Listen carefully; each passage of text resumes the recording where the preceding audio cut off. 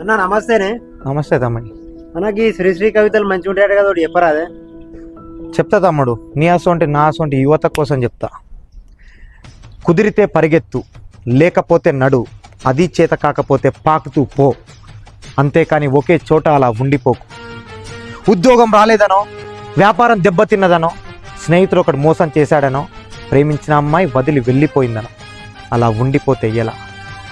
దేహానికి తప్ప దాహానికి పనికిరాని ఆ సముద్రపు కెరటాలే ఎగిసి ఎగిసి పడుతుంటే తలుచుకుంటే నీ తలరాత ఇంతే అన్న వాళ్ళు కూడా నీ ముందు తల దించుకునేలా చేయగల సత్తా నీది. అట్లాంటిది ఇప్పుడొచ్చిన ఆకాస్త కష్టానికి తలం చేస్తే ఎలా? ఈ సృష్టిలో చలనం ఉన్నది ఏది ఆగిపోకూడదు. పారే నది, ఊగే చెట్టు, ఉదయించే సూర్యుడు, ఎగిరే పక్షి, చివరికి ఏదో సాధించాలని నీలో కసి కసిగా ప్రవహిస్తుందే ఆ నెత్తుటితో సహా.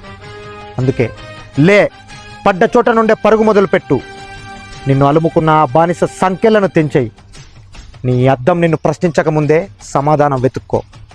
నువ్వు పడుకునే పరుపు నిన్ను చీదరించుకోకముందే నీ బద్ధకాన్ని వదిలేయి.